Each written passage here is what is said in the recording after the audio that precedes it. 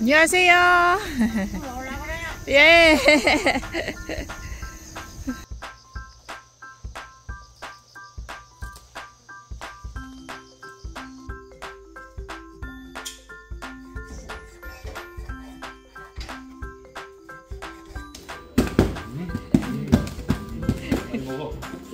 많이 먹어.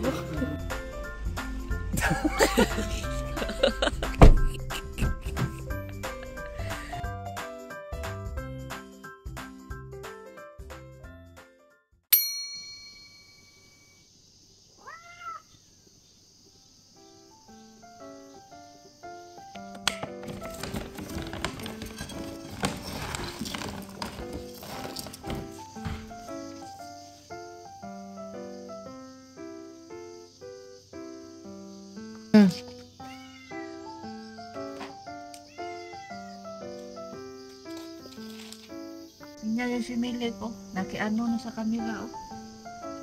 Sus, Kamilik. Ang babaeng Birgatinya. Ha? Birgatinya ko. Dading, dang. Ito siya, sweet siya sa... Ito siya, mas sweet siya sa akin. Ading, dang. Ading, dang. Ading, ding. Mele. Yaw! Nang katugon man. Ay, shush.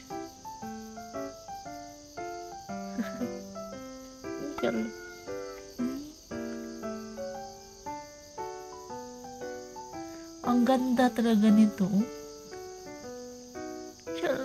Shush. Mili.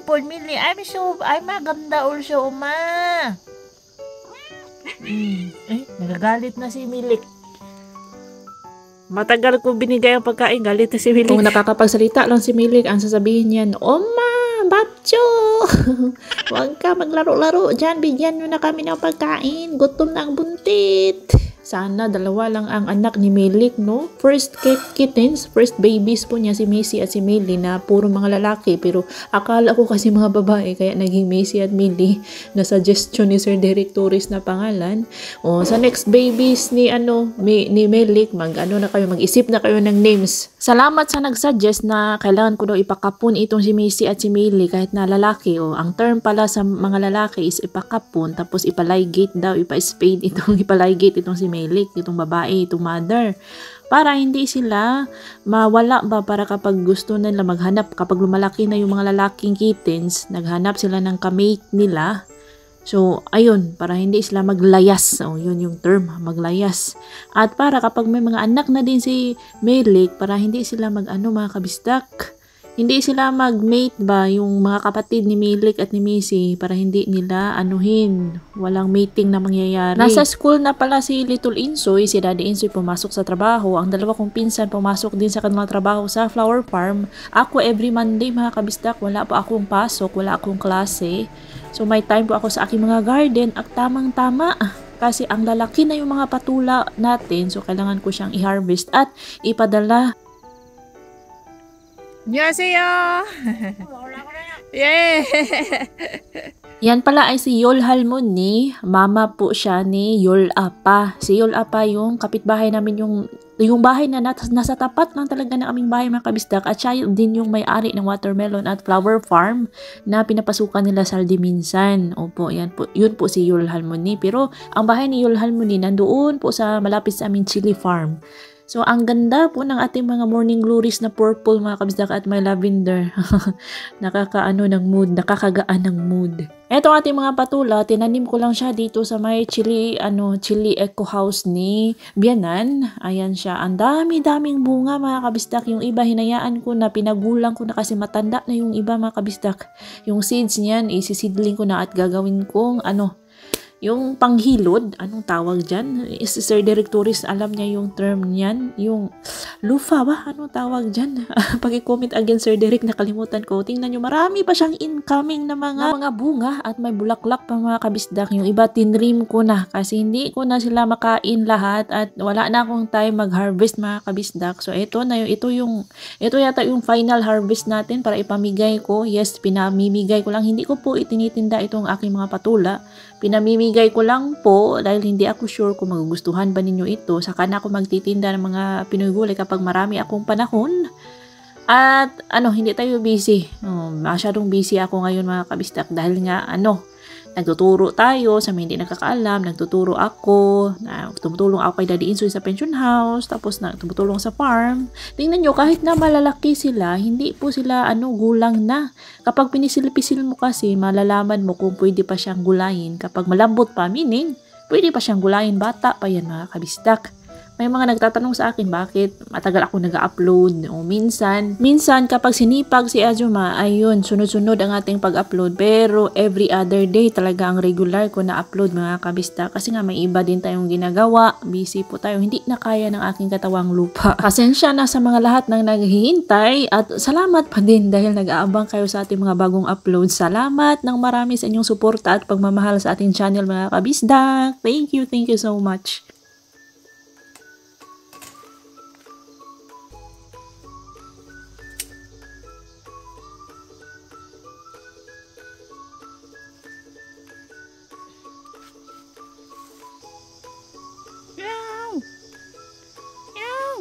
Mili!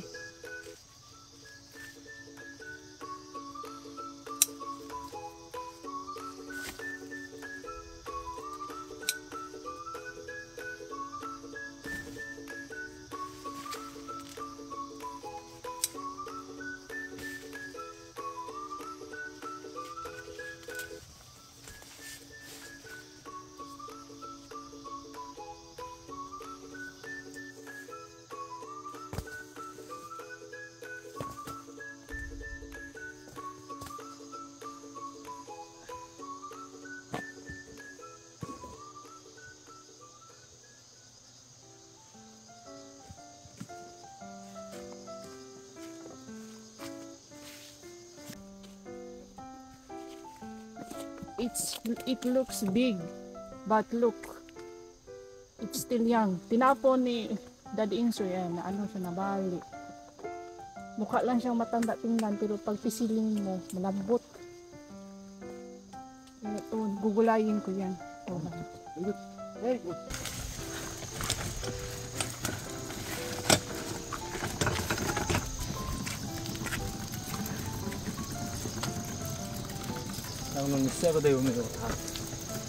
Di Saturday, kagunan nila.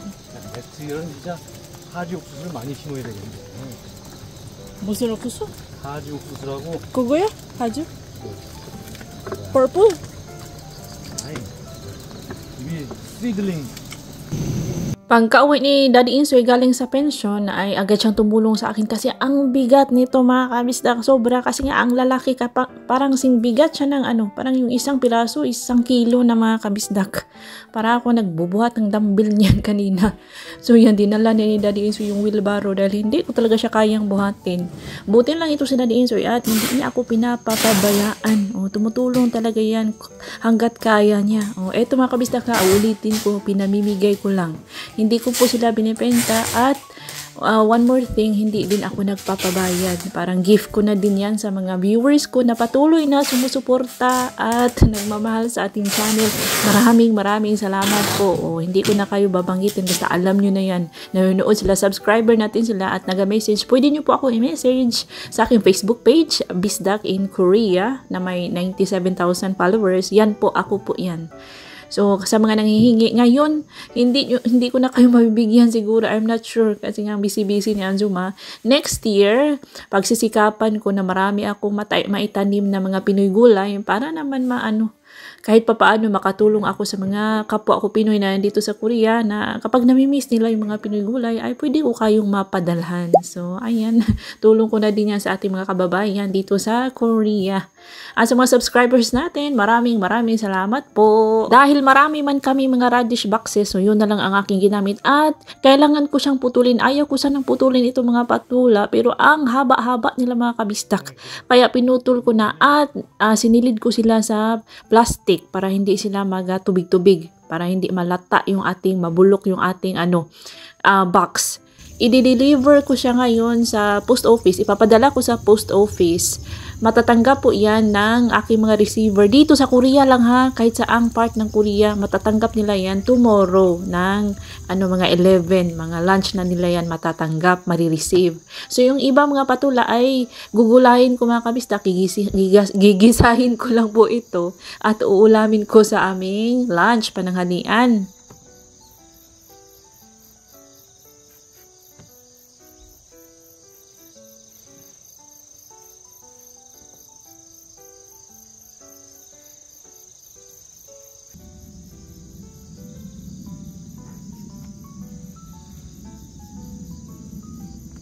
Habang ako ay nag-prepare pa ng ating ulam pananghalian, si Daddy Insoy kumain na po siya. Nagutom siya sa kanyang trabaho galing sa pension house. Ako kasi is na ito mga kabistak, almost 1 o'clock na ako natapos sa pagluto ng aking patula.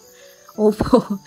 Pero okay pa rin dahil si Nasaldi at Dudong 2 o'clock pa sila bumabalik sa trabaho, kaya pwede pa silang makahabol dito sa aking kinakain dito sa aking lulutuing patula recipe. Anyways, shout out sa ating mga masugid na kabistak viewers. Maraming salamat po. Hello kay Sir Rayjen, kay Ma'am Rayjen Mecabalo ng Bayugan City, Agusan del Sur. Maraming salamat sa panunood. Happy Fiesta Dueñas Iloilo sa September 30. Shout out Gaborno family and Sumagaysay family ng Dueñas Iloilo.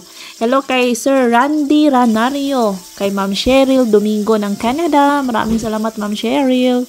Kay Nanay LV, shout out Nanay LV ng Marilao, Bulacan. Happy birthday on September 20 to Jaira Galinada in Golden City, Taytay, Rizal. Greetings from Ma'am Pedia de Guzman. Ayan na. Gisa-gisa lang ito mga kabisdak, no? Inuna ko yung onions, garlic, kamatis, at yung pork belly para naman may lasa, mas masarap. Sahugan natin siya ng karne. So, ayan na mga kabisdak. Kanyan lang, easy lang. Hindi ko siya lahat, gilunod lahat kasi ang dami nito, no? Mamaya na kapag maluto na yung first batch, ayan, first batch po ito mga kabisdak. Saka ko na ilulunod yung panghuling batch kapag medyo liko na sila ba, kasi nga itong sponge gourd, marami itong tubig. Kapag naluto na konti, kung titingnan nyo siya ngayon, marami siya, no? Pero mamaya mawawala na yung niyan, yung tawag dyan, lumalabas yung tubig nila, kaya konti na lang yan mamaya.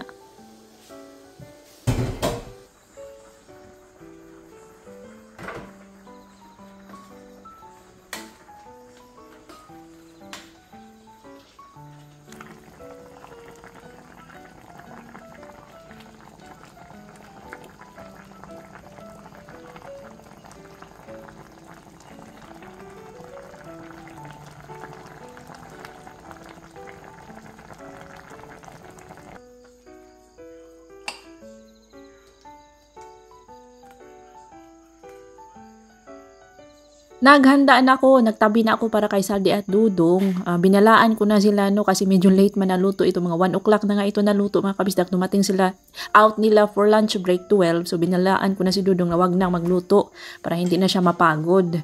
Pero kasama po yan sa aming contract mga kabisdak. Hindi sa nagkukuripot po ako. Kasama talaga yan sa aming kontrata na sila na ang bahala sa kanilang pagkain. Opo. So, every time na meron akong ma-share na pagkain, na syempre, sinishare, nakikita nyo naman yan sa mga vlog ko na lagi ko silang binibigyan ng pagkain.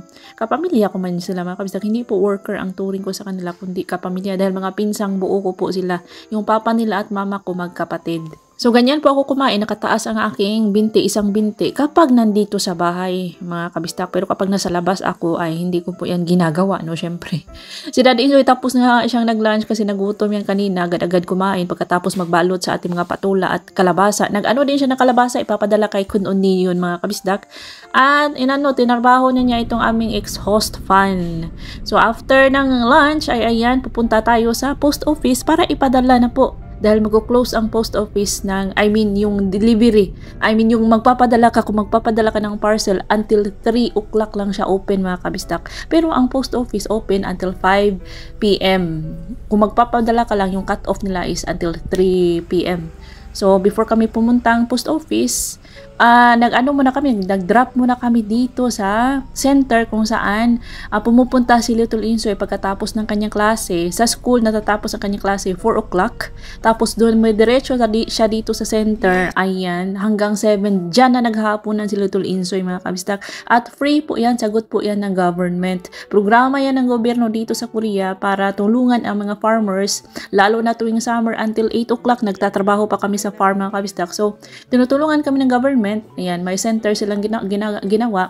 Doon muna ang mga estudyante naglalaro, nag-aaral, gumagawa ng homework at kumakain ng hapunan.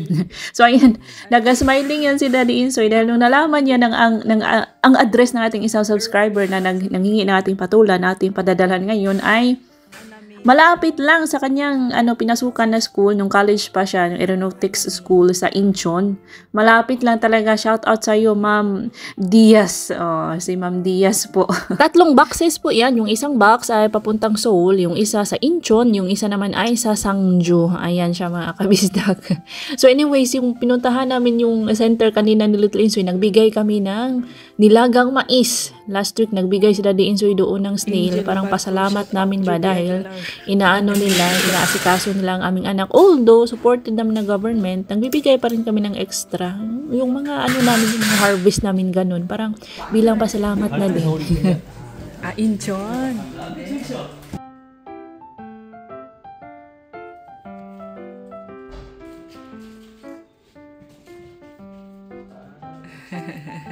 빨리 말했어야지.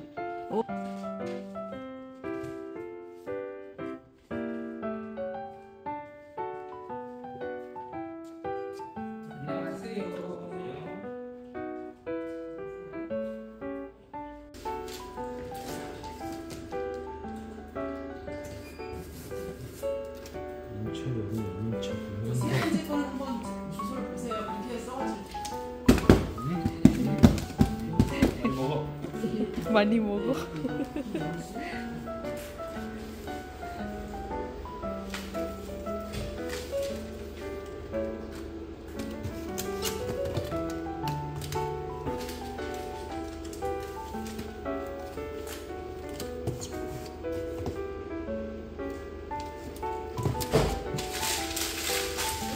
Pagkatapos sa post office, by the way, ang post office ay nandito lang yan sa aming barangay, guys. At meron din kaming bangko dito. O, nakita pa nga namin ito mga wanted dito sa buong Korea. Ito po yung mga wanted ng mga kriminal. May babae pa nga dyan, mga kabisdak. Oh, wanted.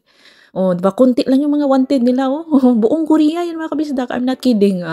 So, ito, pumapasok kami sa bangko para magpapalit sana ako ng aking card. Kasi grabe na overuse ng aking card. And then pagkatapos sa bangko ay nandito kami sa may barangay hall dahil may meeting itong si Daddy Insoy bilang pagiging barangay kagawad. Marami talagang ginagawa itong si Daddy Insoy. Tapos nahahawa ako sa kabisihan niya, mga kabisdak. Kailangan naka-formal attire, hindi pwede nag-shorts kapag may meeting dahil may bisita sila. So dapat mag-shoes at mag-long pants. Ayan po ang kanilang bisita, yung dalawa na naka-itim, na naka-dresses. Galing po yan sa head office ng mga barangay kagawad. Ayan siya, mga kabisdak. Oh, busy-busy ang ating araw. Alam nyo ba, mga kabisdak, itong si Daddy Insoy, ayaw na ayaw niyang mag-long pants at mag-shoes. Napipilitan lang yan tuwing winter. At ngayon, dahil no choice siya, kaya natawa kami kanina. Ayan, medyo mahaba ang ating araw. Masakit ang ating ulo, mga kabisdak. So, yun po. Seminar si Daddy Insoy. May seminar sila sa pagiging barangay kagawad. And then, nasend na namin yung mga patula. Kanina, magpapalit sana ako ng card kasi ma-expire na siya next year. And then, lumang-luma, may may natipak na ba, may crack na yung card ko sa sobrang overuse na yung card. gusto naming papalitan, pero sabi ng taga-bangko, i-inform lang daw nila ako kasi nga mag-experiment siya next year. So that time na lang daw nila ibibigay yung bagong card. So ayun po. Sa next vlog is yung mag-harvest tayo ng sitaw, and then halang-halang ako. Nag-order po ako sa Kupang ng coconut milk. Bukas pa ang dating, kaya yung mga kinatay na mga native manok nila doon ang saldi kahapon sa previous vlog ay gagawin kong halang-halang sa next vlog. So abangan na lang po. Thank you so much for watching mga kapistak, sa lahat ng nanood talaga hanggang matapos ang ating vlog. Maraming salamat sa inyong suporta at pagmamahal. And that's all for today's video. See you on my next vlog.